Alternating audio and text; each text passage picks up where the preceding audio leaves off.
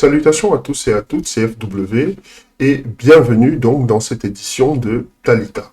Talita, aujourd'hui, nous parlons du Kéros. Le Kéros, c'est quoi? Le Kéros, c'est une des divisions du temps. C'est plus précisément le temps de Dieu. Le temps de Dieu, quand il arrive dans ta vie, il se passe un certain nombre de choses qui accélèrent le processus qui va te mener à ta destinée prophétique. Le souci que nous avons, c'est souvent que nous n'arrivons pas à reconnaître ce temps. Et ce qui se passe, c'est que nous ratons nos bénédictions, nous passons à côté du plan de Dieu pour notre vie, simplement parce que nous sommes incapables de reconnaître notre temps. Et je veux que tu regardes ce passage dans la Bible où le Christ se met à pleurer sur Jérusalem, voyant la déchéance de Jérusalem arriver, en disant à Jérusalem, et tout ceci simplement parce que tu n'as pas su reconnaître le temps de ta visitation.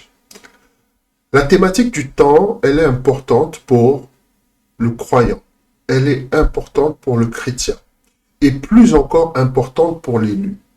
Tu ne peux pas être quelqu'un qui marche avec Dieu, un Dieu qui s'appelle l'Éternel, donc lui-même a déjà associé son nom au temps, et toi-même, tu n'arrives pas à reconnaître le temps. Je ne suis pas en train de tirer sur toi. Je suis en train simplement d'ouvrir tes yeux sur une réalité qui est la suivante.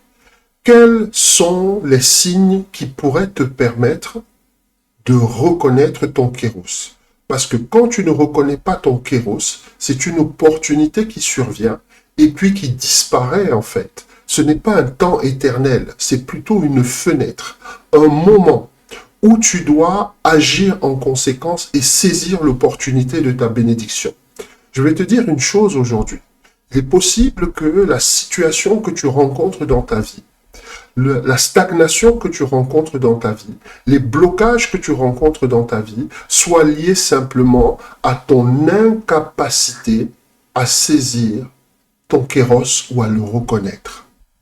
Et aujourd'hui, par la grâce de Dieu, nous allons partager un certain nombre de choses et ces choses-là vont t'amener petit à petit à comprendre que saisir ton kéros, c'est saisir ta destinée. Saisir ton kéros, c'est saisir ta bénédiction. Donc, comme il est de coutume dans le cadre de Talita et dans la plupart des segments dans ce ministère qui est en grande partie basé sur l'enseignement, nous allons avoir une séquence whiteboard. En d'autres termes, je vais dérouler des slides, ok, et toi et moi, nous allons pouvoir entrer ensemble dans ce mystère incroyable qui est le kéros et surtout comment le reconnaître quand il se produit dans nos vies. Donc voilà le Bible board, le whiteboard, pardon. Le Bible board, c'est tout à l'heure. On va s'en servir parce que nous avons pas mal de textes sur lesquels nous devons partager. Donc la question est posée ici dans ce premier slide, n'est-ce pas? Quels sont les signes précurseurs, je dis bien, quels sont les signes précurseurs du kéros, c'est-à-dire du temps de Dieu? Le temps de Dieu, c'est quelque chose qui est vraiment incroyable. Lorsque ça se produit, tu rentres vraiment dans ta destinée prophétique.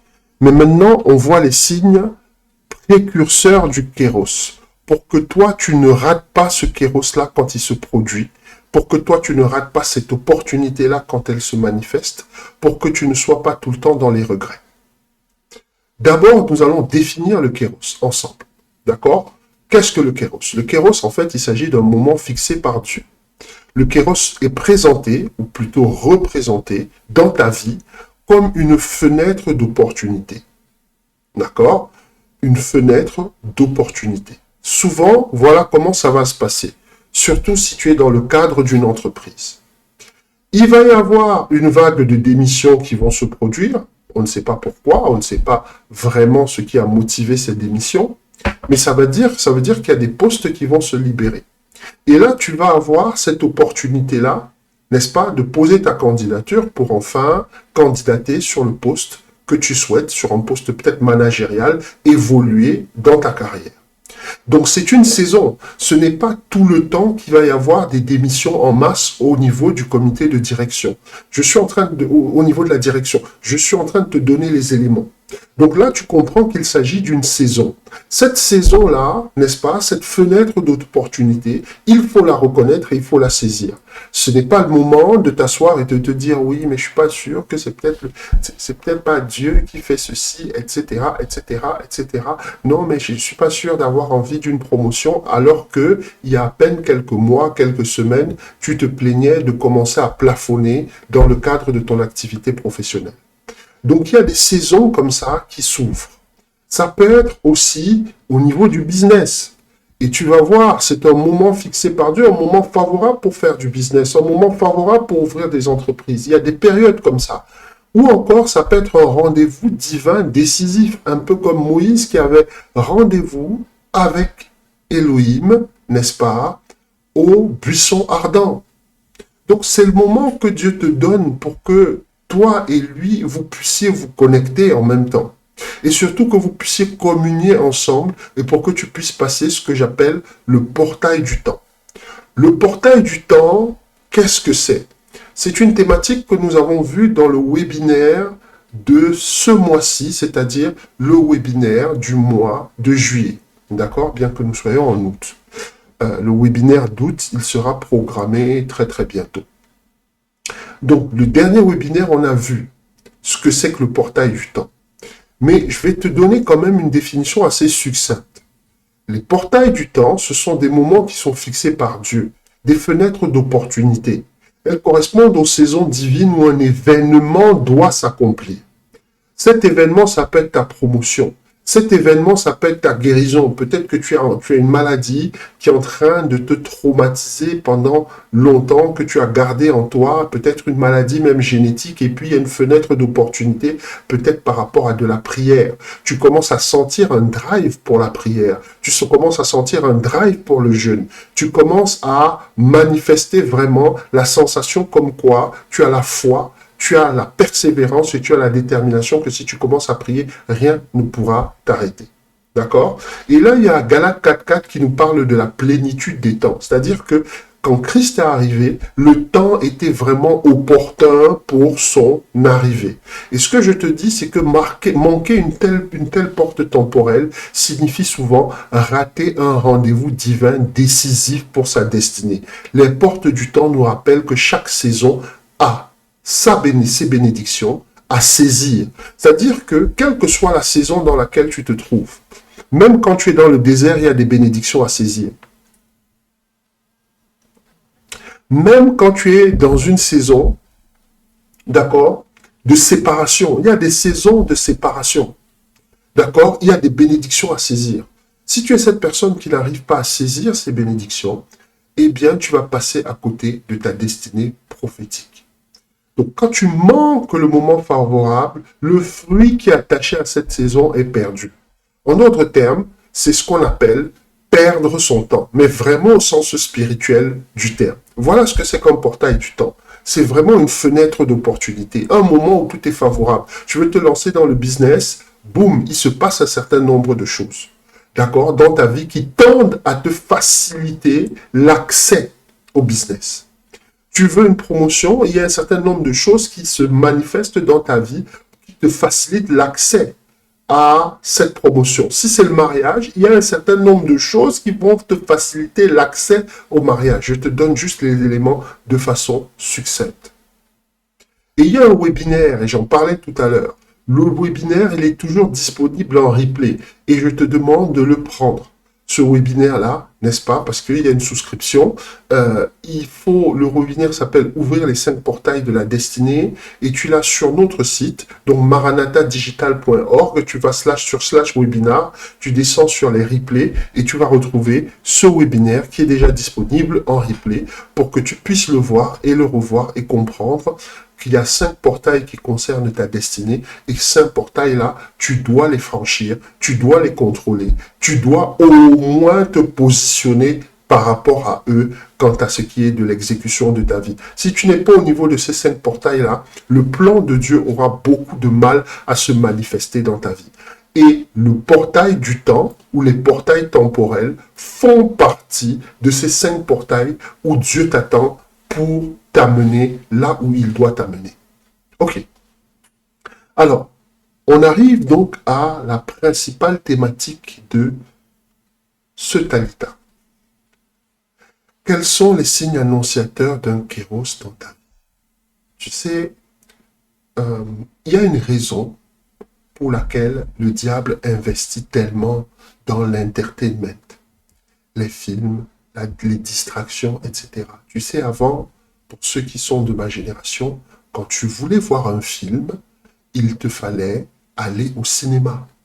Oui, je suis né à une époque où la télévision n'était pas encore quelque chose d'extrêmement répandu. Ce n'était pas tous les foyers qui avaient des postes de télévision, on avait beaucoup plus des radios. Et là, je t'invite à comprendre quelque chose. Maintenant, tu veux voir un film, tu l'as sur ton smartphone. Le film, tu te balades avec. Tu veux lire un bouquin, à notre époque, il fallait aller à la bibliothèque. Si tu n'avais pas la chance d'avoir une bibliothèque de maison, parce qu'il y avait des personnes qui avaient suffisamment d'argent, par exemple, pour avoir des encyclopédies. Ça coûtait très cher à l'époque. Donc, j'essaye de te dire qu'avant, lorsque tu voulais être distrait, il y avait un effort à produire. Maintenant, il n'y a même plus aucun effort. Et il y a une raison pour laquelle le diable investit tellement dans les distractions. Parce que ce sont les distractions qui vont toujours t'empêcher de reconnaître le kéros dans ta vie. Je suis en train de te donner les éléments aujourd'hui et je parle prophétiquement. Parce qu'il y a des personnes qui ne comprennent pas parfois que les relations amicales les amis sont parfois des distractions. Ils ne comprennent pas, n'est-ce pas, que passer ces nuits à voir des films, c'est une distraction qui peut être très coûteuse. Pourquoi coûteuse?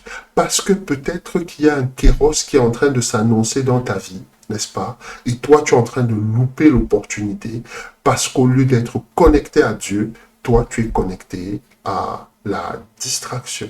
Donc, je ne suis pas en train de te reprocher d'avoir de temps en temps une soirée cinéma avec tes potes et tout, c'est génial. Mais je suis en train de te dire que si c'est comme ça que tu comptes vivre ta vie et de temps en temps aller à l'église et penser que parce que tu fais ça, parce que tu donnes des offrandes, parce que tu donnes, je ne sais pas moi, des semences ou des dîmes, ta vie va changer, tu te trompes. Parce qu'il y a un travail, un investissement personnel à faire pour développer les sens qui sont les tiens, pour pouvoir reconnaître le kéros. Donc, premier signe qui te permet de reconnaître le kéros. Tu vas voir dans ta vie ce que j'appelle des circonstances synchronisées. Ok? Qu'est-ce que j'entends par circonstances synchronisées? Tu vas avoir des portes qui vont s'ouvrir, des opportunités soudaines, et là, est bénéfique. Qu'aucun obstacle humain, financier, social ou intellectuel ne peut arrêter. Ok? Et là, je peux parler tout à l'heure, par exemple, tu es au boulot, tout à coup, il y a 3, 4, 5, 6 postes qui se libèrent au niveau de la direction. Toi, tu as toujours rêvé d'occuper une position managériale. Tu as suffisamment d'expérience, tu as le bagage qu'il faut, tu as même peut-être les compétences qu'il faut. Ce moment-là ne va pas se reproduire de sitôt. Donc là, tu comprends que personne ne peut empêcher réellement que tu candidates pour le poste, à part toi-même. C'est pour ça que je te dis qu'il y a des portes qui vont s'ouvrir. Donc, tu vas avoir des promotions, tu vas avoir des partenariats. Il y a des gens qui vont commencer à t'appeler, par exemple, pour du business en te disant « Ouais, tu es doué pour ceci, est-ce que tu veux pas qu'on commence une affaire? Est-ce que tu veux pas te lancer dans un truc? Moi, j'ai un peu de sous, j'ai un petit capital, on peut commencer comme ça. » Il y a des percées qui vont s'offrir à toi, sans nécessairement que tu aies demandé ou auditionné pour cela. Quand je dis demander, c'est parfois en prière. Quand je dis demander, c'est parfois tu allais voir quelqu'un en disant « Ouais, est-ce qu'il n'y a pas un boulot, il n'y a pas un poste qui est en train de s'ouvrir quelque part? » Non, tu n'as rien fait. Comme on dit chez moi, la nouvelle vient te trouver dans ton salon.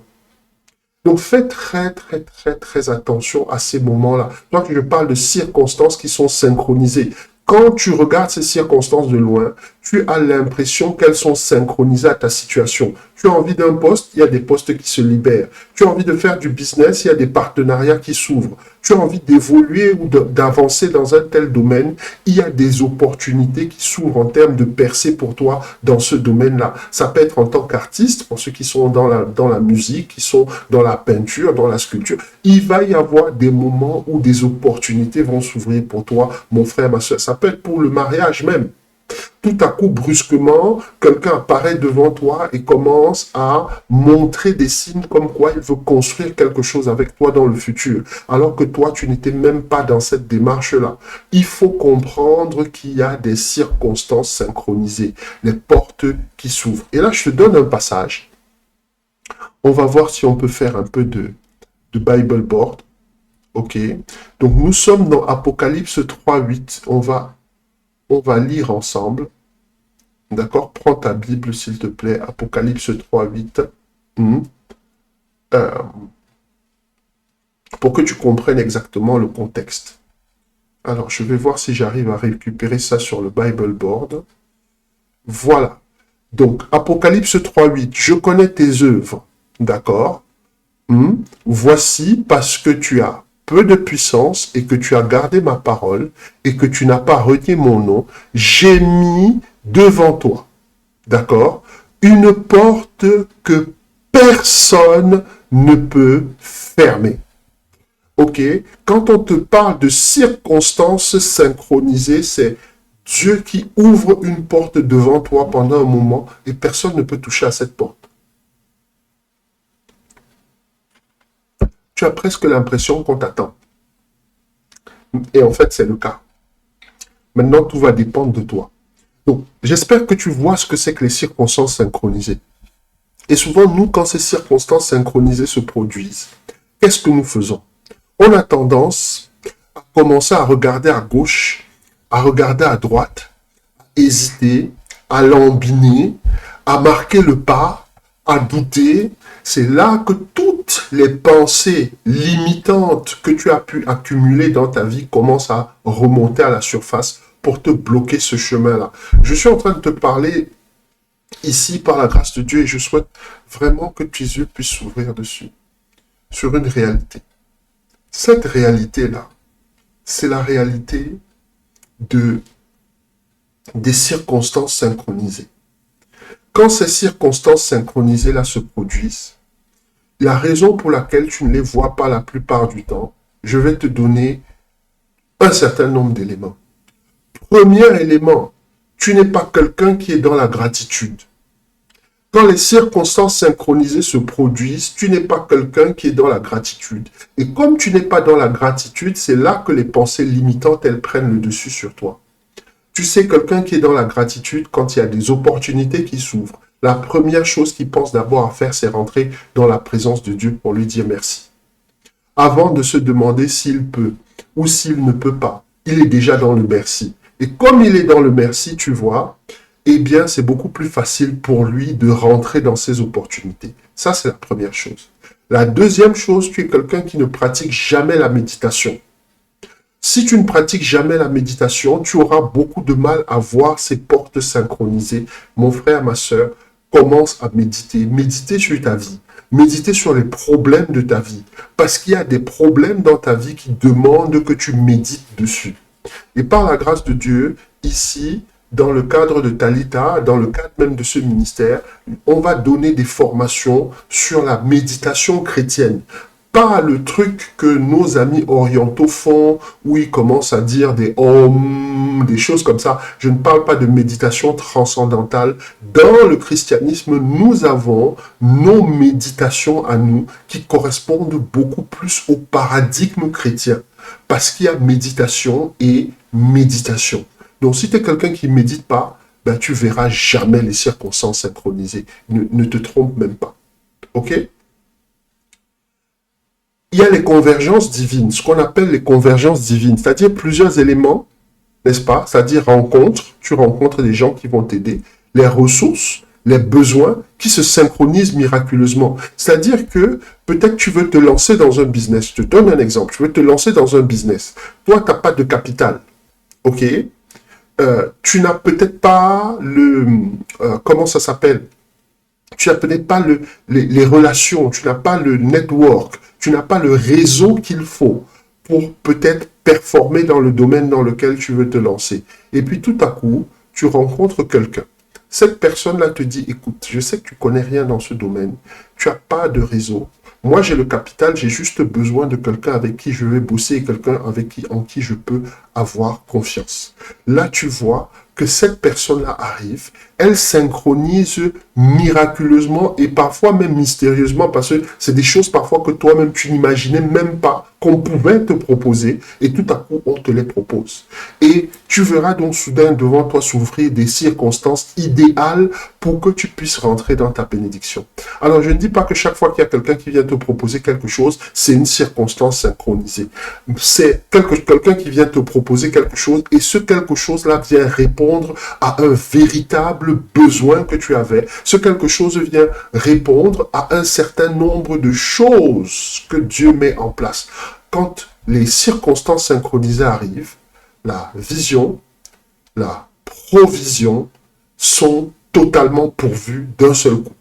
Tu as des opportunités comme ça, les circonstances synchronisées sont incroyables et elles changent la vie des gens. Quand je te parle des circonstances synchronisées, il faut que tu regardes vraiment cette porte ou ce portail-là que Dieu ouvre et que personne ne peut fermer, personne ne peut te l'enlever. Regarde un peu David, lorsque le prophète Samuel vient le chercher, n'est-ce pas? Enfin, vient le chercher. Il est venu chercher un des fils de Jessé et Jessé lui-même ne pensait pas que David pouvait être un roi. Mais cependant, c'était une circonstance synchronisée. Pourquoi c'était une circonstance synchronisée? David était hors de la maison. Mais comme c'était son moment, le prophète a demandé à Jessé, est-ce que c'est vraiment tous tes fils-là? Parce que le prophète a vu tous les fils de David, il n'a vu aucun attribut royal dans aucun d'eux. Alors, il a posé cette question. Et là, Jessé s'est souvenu qu'il y avait David qui était parti, n'est-ce pas, au pâturage pour s'occuper, n'est-ce pas, des brebis et du bétail. Donc, j'essaye de te dire que quand c'est ta porte, quand c'est une porte, quand c'est une circonstance synchronisée, on ne peut pas t'arrêter. On ne peut pas t'arrêter. On est donc allé chercher David et il a reçu donc cette onction qui a fait de lui le roi qu'il est devenu. Voilà pour les circonstances synchronisées. Je te donne le deuxième signe. Deuxième signe, là on est dans quelque chose d'un peu plus complexe. Et là, je te parle du témoignage intérieur, de l'urgence divine. Tu vas avoir, quand ton kéros approche, quand ton kéros est là, tu vas avoir ce qu'on appelle un témoignage intérieur. Le témoignage intérieur, là, c'est une paix, une conviction profonde, d'accord? Une certitude qui te pousse à agir, même si le timing semble risqué ou compliqué. Parfois, on a des opportunités comme ça qui se produisent. Ça semble risqué, ça semble bizarre. Ça, on dirait qu'en ouvrant la porte à cette opportunité, on peut tout perdre d'un seul coup. Mais tu ne sais pas toujours ce que tu fais, mais tu as la paix et la sérénité malgré les circonstances. Il y a des opportunités comme ça qui se présentent à toi. Peut-être que toi, tu ne pensais pas te lancer, je ne sais pas moi, dans les affaires. Et tout à coup, il y a quelque chose qui se produit. Seulement une formation peut-être pour devenir entrepreneur. Seulement cette formation-là, elle ne cadre pas avec ton activité professionnelle en termes de temps. Il va falloir peut-être faire un choix. Est-ce que je me mets à temps partiel pour suivre la formation? En me mettant en temps partiel, peut-être je vais plus avoir assez d'argent même pour maintenir mon train de vie. Mais il y a un choix à faire. Et tu vas faire ce choix. Et bizarrement, tu vas voir que pendant cette période où tu fais la formation, les questions que tu te posais en termes financiers, si tu allais y arriver, si tu allais t'en sortir, le Seigneur va y pouvoir de façon incroyable pendant cette période. Je ne suis pas en train de te parler de choses qu'on m'a dites. Je ne suis pas en train de te parler de choses que j'ai vécues.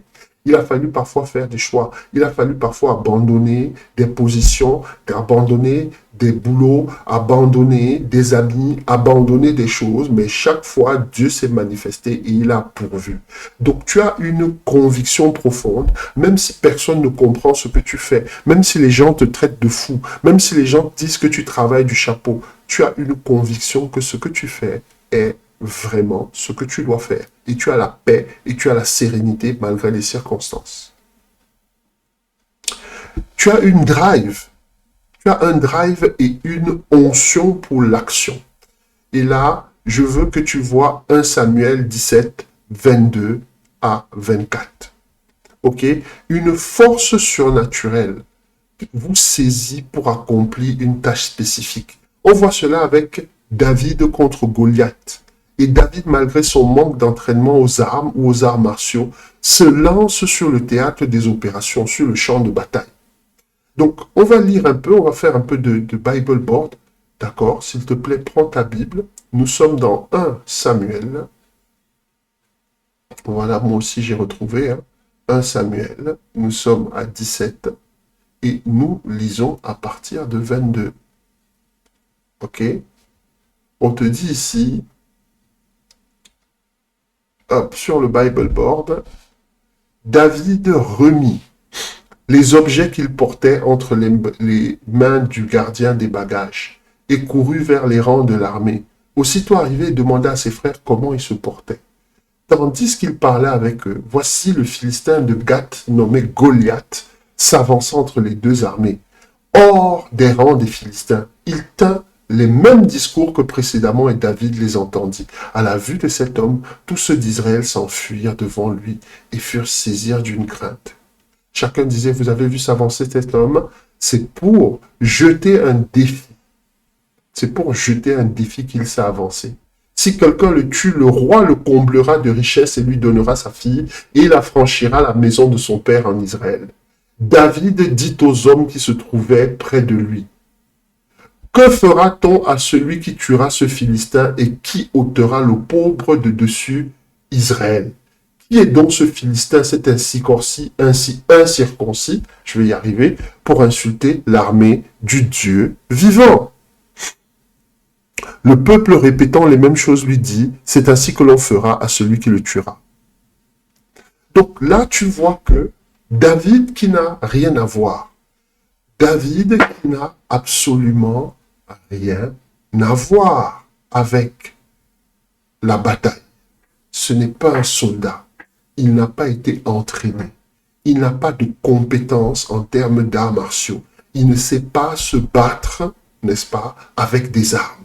Il n'a jamais porté d'armure. Il n'a pas de formation militaire. Mais il sent qu'il y a une opportunité. Il sent que Dieu a besoin de quelqu'un. Il sent au-dedans de lui que même s'il va risquer sa vie là, il est en train de faire ce qu'il doit faire. Et c'est ce que je veux que tu comprennes, n'est-ce pas, avec ces moments-là. Ces moments particuliers où tu as ce témoignage intérieur de l'urgence divine. D'accord? Tu vas avoir un drive. Tu vas avoir une notion, tu vas avoir une audace, tu vas avoir des capacités que peut-être même toi-même tu ne soupçonnais pas. David n'avait jamais été connu comme un gars qui vraiment savait se battre. Et d'ailleurs, ses frères vont manifester leur incrédulité en disant, mais qu'est-ce qu'il essaye encore de faire là? Il est quand même intéressant de dire que David est le petit frère de la famille, et que ses frères vont aller le laisser quand même affronter Goliath. Moi, s'il y a mon petit frère qui va aller se battre contre un géant, je vais lui dire non, tu es le petit, d'accord, laisse-moi faire le travail, je suis ton grand frère. Mais ça, c'est un autre sujet pour un autre moment. On verra encore peut-être par rapport aux relations et l'influence de la famille par rapport à la destinée prophétique. Donc, j'essaye de te donner ces éléments pour que tu comprennes que quand il va se passer un kéros dans ta vie, tu vas avoir un changement. Il va y avoir un shift au niveau de ton mental, un shift au niveau de ta perception des choses, un shift au niveau de ta personnalité. Les gens ne vont même pas te reconnaître. Parce que tu vas avoir cette conviction profonde, tu vas avoir ce témoignage intérieur, tu vas avoir cette envie de dire, ok, moi je suis prêt, je vais y aller, je vais faire ce que je dois faire et advienne que pourra. Tout en sachant que Dieu est avec toi et tu as une paix, une sérénité, une tranquillité incroyable. David était incroyablement calme pour quelqu'un qui allait risquer sa vie. David était incroyablement calme pour quelqu'un qui ne s'était jamais battu sur le champ de bataille. Et là, je te donne le troisième signe. Tu vois, aujourd'hui, on va essayer de ne pas être très très long. C'était juste pour partager ça avec toi.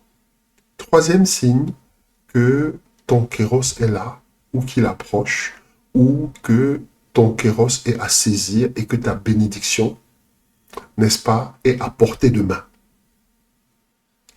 Tu vas avoir des rêves puissants, des rêves à la limite de l'obsessionnel. Je parle de rêves à la limite de l'obsessionnel, et là, je parle de rêves obsédants un peu comme ce que tu vois, le pharaon. On est dans Genèse 41, 1 à 7. Pharaon était dans son kéros. Je répète, Pharaon était dans son kéros.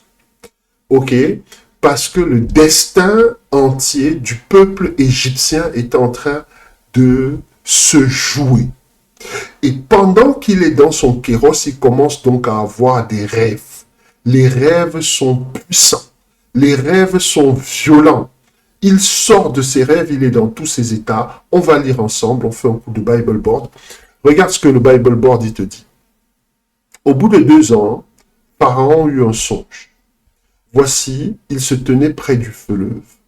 D'accord? Le fleuve en question, c'est le Nil. Hein? C'est pour ça qu'on te dit près du fleuve, on ne te donne pas le nom. Et voici 7 vaches belles à voir et grasses de chair montèrent hors du fleuve et se mirent à paître dans la prairie. 7 autres vaches, n'est-ce pas, laides à voir et maigres de chair, montèrent derrière elles hors du fleuve et se tinrent à leur côté sur le bord du fleuve. Les vaches laides à voir et maigres de chair mangèrent les 7 vaches belles à voir et grasses de chair, et Pharaon s'éveilla. Il se rendormit. Il eut un second songe. Donc là, c'est quand même un peu fort pour monsieur Pharaon, parce que Pharaon va avoir plusieurs songes, mais la thématique de ces songes est la même. D'accord? On lit ensemble. Ok? Verset 5. Il se rendormit et eut un second songe. Voici 7 épis gras et beaux montèrent sur une même tige. Et 7 épis maigres et brûlés par le vent d'Orient poussèrent après eux.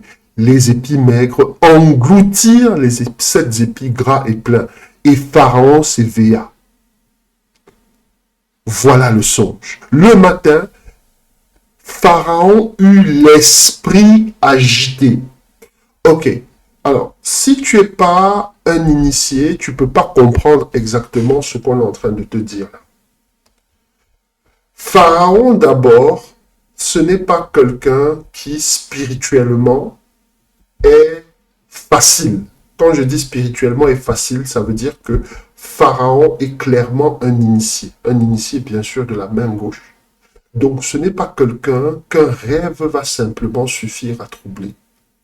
Parce que c'est quelqu'un qui, comme son nom l'indique, Pharaon, la grande maison, c'est quelqu'un qui détient les secrets de la magie, on va dire, des mystères égyptiens. Il a les clés. D'accord? C'est un initié de très haut niveau qu'est le Pharaon. Mais on te dit que quand il va sortir de ces rêves-là, il n'arrive pas à interpréter et il est agité, son esprit est agité. En d'autres termes, il ne trouve pas la paix. Et je te dis ici sur le slide, on voit dans le cas de Pharaon qui ne trouvait plus le sommeil à cause d'un rêve, toujours le même qui revenait sous multiples formes et qui le laissait totalement dévasté au réveil. Quand tu commences à avoir ces rêves-là, sache que tu es dans ton kéros. Beaucoup d'entre nous, parfois ces rêves-là, nous ne les avons pas. Et je vais te dire pourquoi nous ne les avons pas. Pas parce que Dieu ne nous envoie pas de message au niveau de nos rêves. Simplement parce que nous n'avons pas un cycle de sommeil qui permet à notre esprit de stocker dans la mémoire de notre conscient les rêves que nous avons. Quand tu as des rêves, c'est quand tu pratiques ce qu'on appelle le sommeil profond, deep sleep en anglais. C'est pendant le deep sleep que tu as la possibilité de te rappeler tes rêves.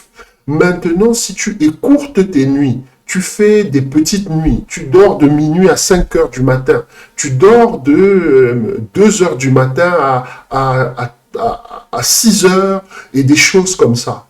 Tu as très peu de sommeil profond. Or, c'est dans le sommeil profond, justement, que Dieu te parle au travers des rêves et des songes. Maintenant, tu peux comprendre tous les problèmes d'insomnie qu'il y a, n'est-ce pas, dans le monde actuellement. Parce que le diable est en train de mener une action radicale au niveau de nos esprits pour que la principale source d'enseignement que nous avons, qui est nos rêves, elle ne nous soit pas accessible et que nous soyons toujours en train d'utiliser notre raisonnement. Tant que tu utilises le raisonnement de ton cerveau, tu ne vas jamais battre le diable. Le diable est un ange déchu, il est infiniment intellectuellement plus fort que toi. Il n'y a même pas photo. N'essaye même pas de penser que ta petite intelligence là, qui t'a permis d'avoir quelques petits parchemins à l'école, va te permettre de résoudre les problèmes que le diable pose dans ta vie. Je préfère être franc. Et ce n'est pas la montagne de prière que tu vas faire. C'est simplement des ajustements que tu dois faire au niveau de ta vie. Une discipline que tu dois avoir au niveau de ton sommeil. Si tu n'arrives pas à dormir dans la nuit, il y a des gens qui travaillent de nuit, n'est-ce pas? Il faut au moins que dans la journée, tu puisses avoir ces moments de sommeil. Ils sont importants. Ton esprit a besoin de se connecter à l'Esprit de Dieu sur un plan qui est purement celui des idées, des symboles qu'on appelle le plan cosmique. N'est-ce pas? Ça, c'est les termes qu'on utilise dans le New Age. Je ne vois pas un autre terme que je pourrais utiliser, si ce n'est de te dire que ton esprit a besoin d'accéder à certains cieux. Nous, dans la maison de Dieu, on parle des cieux. C'est pour ça que, quand tu lis l'Apocalypse selon Jean, Jean te dit qu'il fut transporté en esprit à certains endroits dans les cieux parce qu'il y en a plusieurs. J'essaye de te donner ces éléments aujourd'hui pour que tu comprennes que même ton sommeil est précieux. Ton sommeil est attaqué. Ton sommeil n'est pas attaqué pour rien. Ton sommeil est attaqué parce que ton sommeil est une des clés de ton destin. Et un moyen infaillible pour reconnaître qu'on est dans le Kéros, c'est quand on a des rêves puissants et à la limite de l'obsessionnel. Et tu vas voir que Pharaon a bien fait de chercher des personnes pour lui expliquer ses rêves. Parce que ça, c'est aussi l'erreur qu'on fait. On a le rêve, on ne cherche pas l'explication. Il y a même ceux qui ne notent même pas. Donc là, après un certain temps, il a même oublié le rêve. Malgré que ce soit un rêve qui a tourmenté ses nuits, malgré que ce soit un rêve qui a vraiment ébranlé son esprit, il a retenu qu'il a eu un rêve qu'il a ébranlé, mais par contre, les termes, la thématique, les symbolismes, les signes qu'il y a dans le rêve, lui n'a pas noté, lui n'a pas rédigé, lui n'a pas stocké ça quelque part, et pire même encore, il n'a même pas cherché quelqu'un pour lui expliquer. Quand tu as un problème avec ta voiture, tu cherches le mécanicien. Quand tu as un problème avec tes rêves, tu dois chercher quelqu'un pour t'interpréter les rêves. Et si tu ne connais personne pour t'interpréter les rêves, sache que ici, dans le cadre de ce ministère, ton serviteur fait ce travail-là. Donc, je te donne encore un autre élément. Et là, c'est le 4e signe. D'accord? 4e signe que tu es dans ton kéros. 4e signe que ta bénédiction approche. 4e signe que il faut faire quelque chose pour accéder à ta bénédiction. 4e signe qui fait en sorte que tu sois là maintenant sûr que, comme on dit chez moi, fais quoi, tu es dans ton kéros. Là, tu ne peux plus le louper. Tu vas avoir des revers de fortune subites. Et là, je t'invite à lire Acte 16, versets 6 à 7. Allez, on part dans Acte 16. On est sur le Bible Board, là. Juste le temps pour moi de mettre la référence que le logiciel, il me donne le passage. Hop. C'est bon. Je veux que tu suives ici parce que c'est très, très important. OK? On te dit ici, Acte 16, verset 6. Ayant été empêchés par le Saint-Esprit d'annoncer la parole dans l'Asie. Ok, ils traversèrent la Phrygie, n'est-ce pas, Donc la Phrygie, là, maintenant, je crois que c'est la partie qui concerne l'Iran, hein. C'est la partie qui concerne l'Iran et le pays de Galatie. Donc, ça doit être cette zone-là, l'Iran, nos amis kurdes là, de l'autre côté, etc., etc. C'est certainement cette zone-là. D'accord? Donc, ils devaient aller en Asie. Mais le Saint-Esprit les en a empêchés. Est-ce que tu entends ici?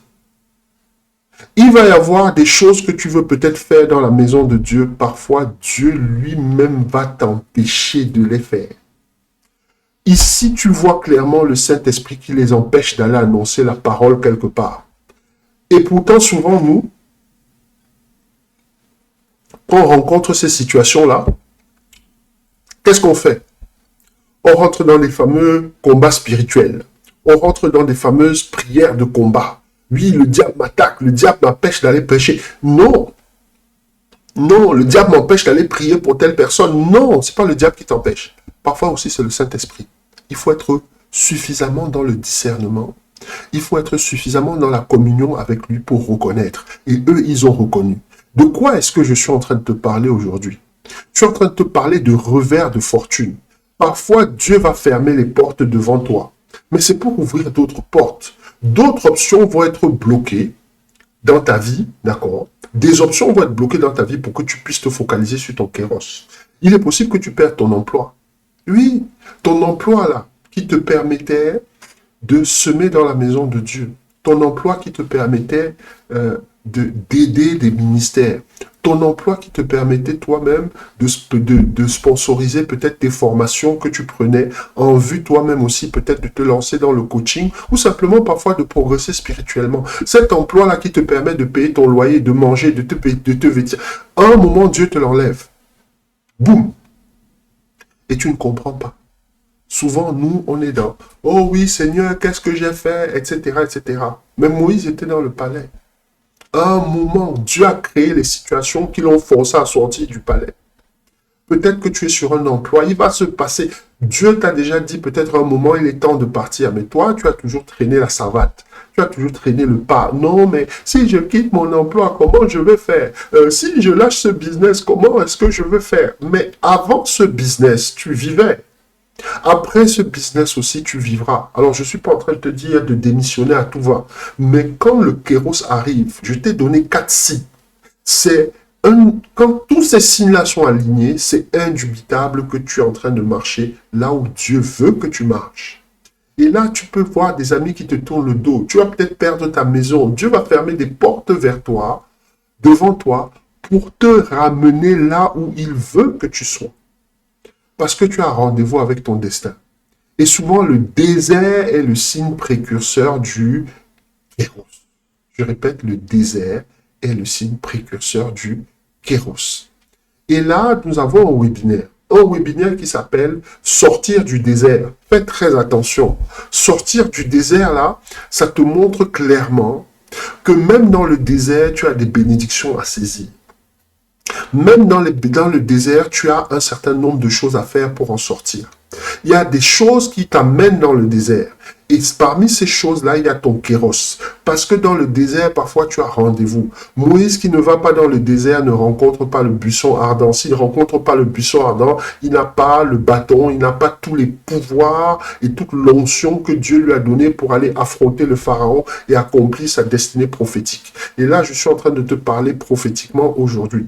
Peut-être que tu estimes que tu es trop vieux, trop vieille pour expérimenter ton kéros. Mais le kéros n'est pas là pour se référer à ton âge ou pour se manifester. Moïse avait 80 ans pratiquement quand il commence sa quête pour sortir son peuple de l'esclavage en Égypte. Il n'y a pas d'âge, il n'y a pas de moment pour le kéros. Il y a juste la volonté de Dieu qui dit la destinée de cette personne doit s'accomplir. Peut-être que tu as déjà raté ton kéros plusieurs fois. Peut-être que tu es dans le désert, tu es en train de tourner en rond comme le peuple d'Israël tournait en rond. Mais je suis en train de venir te dire ce matin, il est temps de sortir de ce désert. Et sortir de ce désert implique forcément commencer à écouter ce que Dieu te dit de faire. Tu as écouté tes amis, c'est très bien. Tu as appelé la famille, parents, sœur, frère, oui, je suis dans la galère, je suis dans une situation difficile, qu'est-ce que tu en penses, quel conseil tu pourrais me donner? Magnifique. Peut-être que tu allais voir ton banquier, oui, c'est dur pour moi, est-ce que vous pouvez faire un prêt parce que je m'en sors plus? C'est pas mauvais en soi. Mais la première chose que tu dois faire lorsque ton destin commence à prendre une certaine tournure, eh bien, c'est te rapprocher de ton Elohim, ton créateur. C'est lui qui t'a envoyé ici. Donc, c'est lui qui connaît les circonstances de ta vie. Pourquoi ne pas te rapprocher de celui qu'on appelle le maître du temps et des circonstances pour sortir de ton désert? Parce qu'il est clair qu'à un moment, il y a des portes qui vont être fermées devant toi. Parfois, ça va être fermé sèchement. Parfois, ça va claquer férocement. Peut-être que tu étais avec quelqu'un pendant 3, 4, 5 ans et tu pensais que ça allait aboutir à un mariage. Et tout à coup, cette personne-là te dit, c'est fini, moi je ne veux même plus te voir, etc., etc. La porte se ferme brutalement. Mais cette porte ne se ferme pas brutalement pour rien, mon frère, ma soeur. Cette porte se ferme parce que tu as prolongé quelque chose que Dieu n'avait pas prévu pour toi. Dieu a quelque chose de meilleur pour toi. Peut-être que tu vas passer par des moments difficiles aussi pour y accéder, mais il est nécessaire qu'il y ait des moments difficiles parce que ce sont ces moments difficiles qui vont forger ton caractère, parce que ce sont ces moments difficiles qui vont forger ton mental, parce que c'est ces moments difficiles qui vont changer tes habitudes, parce que c'est ces moments difficiles qui vont te rapprocher de Dieu. Et je te donne le 5e signe. Waouh, nous sommes déjà au 5e signe, comme tu peux constater. Le 5e signe, c'est quoi? C'est que tu vas avoir un témoignage extérieur de l'urgence divine. Ok? Donc, il y a d'ailleurs avoir des gens qui vont venir, parfois même violemment, hein, te rendre témoignage de façon inopinée que c'est ton moment. Quelqu'un qui te parle pas te va venir te dire, oui, machin, je suis en train de nous perdre le temps ici, il est temps pour toi de commencer à bosser. J'ai rencontré des situations dans ma propre vie et je te donne un témoignage. Crois-le ou pas, à un moment dans ma vie, j'ai été SDF. Et il m'est arrivé de fréquenter justement les endroits, notamment des centres d'accueil, etc., où il y a des SDF. Et rencontrer des SDF qui m'ont dit, mais toi, qu'est-ce que tu viens faire ici? Tu n'es pas comme nous. Toi, tu es un homme de Dieu, tu es un serviteur de Dieu. Pourquoi est-ce que tu es ici? Pourquoi est-ce que tu perds le temps ici aux gens? Tu viens tout le temps ici, là, machin et tout, mais ta place n'est pas ici. Et ça m'a marqué. Ça m'a permis de faire un tournant de ma vie. D'accord? Bien sûr, j'étais dans ce centre d'accueil pour un moment. Bien sûr, j'étais dans une des périodes les plus difficiles de ma vie. Bien sûr, j'étais dans une des périodes les plus compliquées de ma vie. D'accord? Mais dans ces périodes compliquées, dans ces moments difficiles, eh bien, les gens sont venus me rendre témoignage de mon propre ministère. Tu sais, quand tu es dans ton kéros, il y a des gens parfois qui vont venir te parler, te dire qu'il est temps de te lever, de faire des choses. Des gens qui ne te connaissent pas. Parfois même ceux qui te connaissent, la personne commence à te parler d'une certaine façon, tu dis, lui là, ce qu'il est en train de dire là, il est clair qu'il est inspiré. Ce n'est pas lui-même qui parle. Tu vas reconnaître dans la bouche de personnes que tu ne sais même pas peut-être connecter à Dieu, qui n'ont même pas donné leur vie à Christ, tu vas reconnaître le discours de Dieu. Quand tu es dans ton kéros, il se passe des choses bizarres. Des personnes se lèvent et commencent à te dire, même à t'importuner. Et là, nous avons vu dans Acte 16, 16 à 18, comment Pierre et Paul vont être importunés par une femme qui pourtant est possédée par un esprit de python, qui vient dire, oui, vous êtes des hommes de Dieu, vous devez prêcher la parole, etc., etc. C'est de ça dont il est question. Tu as des témoignages inattendus et parfois violents. On a vu plein d'hommes de Dieu qui se sont perdus, parfois, et qui se sont, par exemple, livrés à la boisson. Et des choses comme ça, et qui viennent rendre témoignage que dans une nuit de beuverie, ils ont bu, et bien, d'autres alcooliques, d'autres soulards, entre guillemets, sont venus leur dire, mais pourquoi toi tu es ici? Et de façon vraiment, en les insultant, en les traitant de tous les noms, en disant, mais tu n'as rien à faire ici. Toi, tu es un serviteur de Dieu, tu dois aller servir Dieu. Ne viens pas perdre ton temps ici. Et ça a créé des électrochocs. Je t'invite à lire le témoignage d'un homme de Dieu canadien qui s'appelle Michel Allard, qui est quelqu'un qui est beaucoup dans le combat spirituel, etc. Michel Allard. Je t'invite à lire ses bouquins. C'est quelqu'un qui m'a beaucoup parlé et qui m'a beaucoup inspiré. Parce que lui aussi a eu un combat à mener contre l'alcoolisme qui a même failli lui faire perdre sa famille. Ok? Et tu verras que là-dedans, Dieu s'est glorifié. Et un webinaire que je te propose par rapport à ces moments-là où le kéros se manifeste, le webinaire s'appelle « Connaître son temps ». Connaître son temps. Connaître son temps. Je te le redonne, je te le dis et je te le redis encore. Connaître son temps, c'est le webinaire où tu as toutes les informations concernant le kéros. Donc, je t'ai donné 5 signes. Et je t'ai donné les webinaires où si tu as envie de creuser, tu peux creuser et trouver vraiment les informations. Qu'est-ce que je pourrais te dire en conclusion? En conclusion, je peux te dire que, simplement, nous avons les circonstances alignées. Nous avons les témoignages intérieurs. Nous avons les rêves puissants. Nous avons les portes fermées ou les revers de fortune. Nous avons les témoignages extérieurs. Quand tu as réuni ces 5 choses-là, si tu constates qu'il y a une seule, c'est bon, tu peux encore avoir des doutes, mais s'il y a ces 5 éléments sur une situation, comprends que tu es dans ton kéros. Comprends que Dieu est en train de t'amener vers ta destinée prophétique. Surtout, ne résiste pas. Surtout, ne te bats pas. Surtout, ne commence pas à demander des conseils à gauche ou à droite. C'est le moment où tu dois prendre un moment de jeûne pour entrer dans la présence de Dieu. C'est le moment où tu dois même t'isoler. C'est le moment où tu ne dois parler à personne. Tu rencontres ces situations-là, tu ne regardes ni à gauche ni à droite, tu vas directement dans ta chambre. Un peu comme la Sunamite, quand son enfant est mort, on a commencé à vouloir lui dire « Mais où est-ce que tu vas? Qu'est-ce qui se passe ?» etc. Elle répondait juste « Tout est bien. Tout est bien. Tout est bien, tout est bien, tout est bien, tout est bien. » Parce qu'elle avait compris qu'elle avait un rendez-vous avec son destin. Et je veux que tu sois cette personne-là aussi qui saisisse ses rendez-vous avec son destin. Voilà les amis, on va s'arrêter là pour aujourd'hui dans cette édition de Talita. Reconnaître le kéros dans sa vie, nous allons faire une petite prière et je veux que tu pries avec moi. Tu vas dire « Seigneur, je te rends grâce pour ce message. Je te rends grâce pour la vie de ton serviteur. Je te rends grâce pour ce ministère. Merci de me donner les éléments aujourd'hui pour reconnaître le kéros dans ma vie.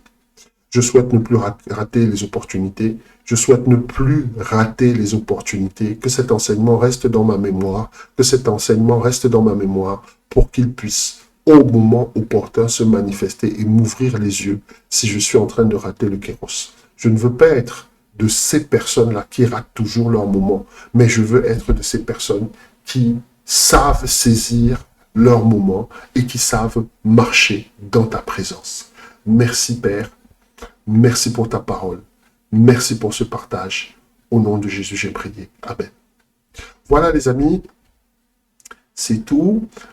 Avant de se quitter, vite fait, et très très vite fait, je te donne juste le webinaire, le dernier webinaire. On était ensemble jeudi pour ce webinaire-là. C'était le webinaire de juillet, le 31. Et on a eu un moment incroyable avec ouvrir les 5 portails de la destinée. Le webinaire, là, il est encore disponible en replay. Je t'invite à le revoir parce que dedans, nous ne partons pas seulement du kéros, c'est-à-dire le portail du temps, mais nous parlons des autres portails. Et il est très très important pour toi de comprendre que Dieu a un rendez-vous avec ton destin, d'accord, avec toi, et que il serait temps que tu arrêtes de rater tes moments. Il serait temps que tu arrêtes de rater tes moments de rendez-vous avec Dieu. Voilà. Sur ce, eh bien, je te laisse. Je te souhaite un bon Shabbat pour ceux qui pratiquent le Shabbat et surtout un bon dimanche pour ceux qui vont au culte le dimanche. On se retrouve la semaine prochaine pour une autre édition de Talita, même endroit, c'est-à-dire ici sur Maranatha Digital, et bien sûr, par la grâce de Dieu, avec ton serviteur. À très très bientôt. Sois béni, reste béni, et surtout, continue à marcher dans la bénédiction. À très bientôt.